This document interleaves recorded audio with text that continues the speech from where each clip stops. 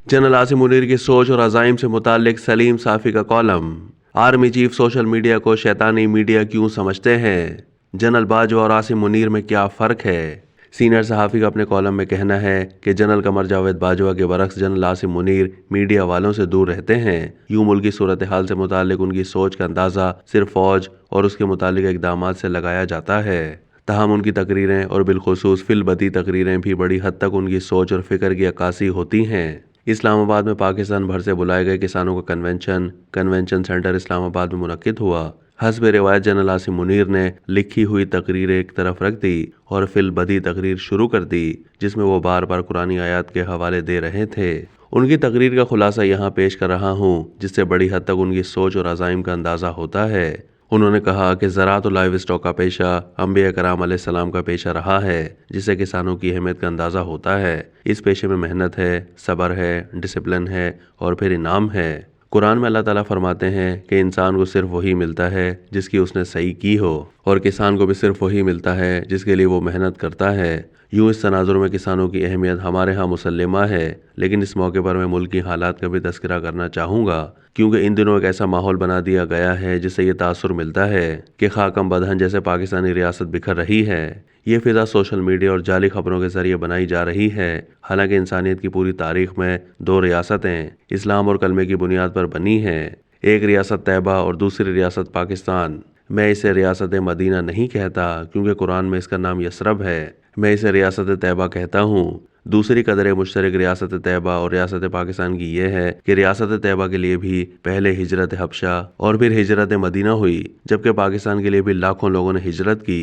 एक और कदर मुश्तरक ये है कि ये दोनों रियासतें 27 रमज़ानुल मुबारक को मारिज वजूद में आई। सऊदी अरब को भी अल्लाह ताला ने कुदरती नेमतों से नवाजा, लेकिन पाकिस्तान को भी बेतहाशा नेमतों से नवाजा है। हमारे पास बर्फ़ से ढके ग्लेशियर्स और दरियाओं का साफ पानी है।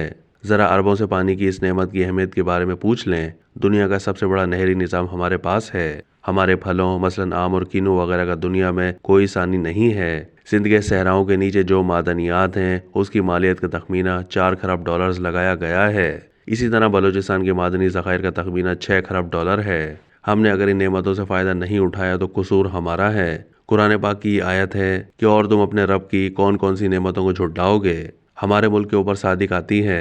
पाकिस्तान में 60 की दहाई में टीवी आया था, जबकि इंडिया में 70 की दहाई में आया। इन सब चीज़ों के बावजूद हमारी ये अबतर हालत इसलिए है कि हमने कायदे आज़म के बताए हुए उसूलों ईमान, इत्तेहाद और तंजीम को छोड़ दिया। ईमान के हमने टुकड़े कर दिए।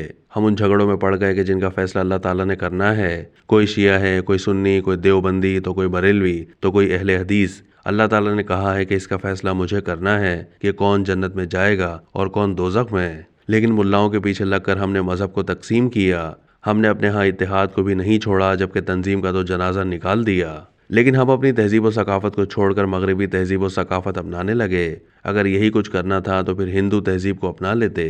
ये मुल्क तो हमने इसलिए बनाया था कि यहाँ हम अपनी सकाफ़त और दीन के मुताबिक ज़िंदगी गुजार सकें। इन हक़ाइक़ के बावजूद सोशल मीडिया के ज़रिए मायूसी का माहौल पैदा किया जा रहा है।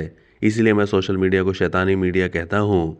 ये सोशल मीडिया आपसे वो सारे काम करवाता है जिससे हमारे मज़हब और सकाफ़त ने मना किया है। मसलन कुरान में है कि ए ईमान वालो, अगर कोई फासिक तुम्हारे पास कोई खबर लाए तो तहकीक करो कि कहीं किसी कौम को बेजा ईज़ा ना दे बैठो, फिर अपने किए पर पछताते रह जाओ। यूँ अल्लाह ताला खबर को फैलाने से पहले तहकीक का हुक्म देता है, लेकिन सोशल मीडिया बगैर तहकीक के झूठी खबरें फैलाता है। इसमें तहकीक का ऑप्शन नहीं, बल्कि फॉरवर्ड, कट और पेस्ट के ऑप्शन होते हैं। इसी तरह कुरान में अल्लाह ताला ने हिदायत की है कि एक दूसरे का मजाक ना उड़ाओ और अलकाबात से ना पुकारो, लेकिन सोशल मीडिया में गालम गलोच के सिवा कुछ नहीं होता। और जब हम ये हरकतें करेंगे तो अल्लाह ताला की नेमत क्यों हमारी तरफ आएगी। हमारे मुल्क का 43% तबका ज़राअत से मुंसलिक है, लेकिन ये कितने शर्म की बात है कि हम हर साल 1 अरब डॉलर्स की दालें बाहर से मंगवाते हैं। इसलिए पाकिस्तानी अवाम को चाहिए कि जब उनसे वोट मांगने के लिए कोई आए तो वो उनके सामने ज़राअत को तरक्की देने के लिए कोशिश की शर्त रखें।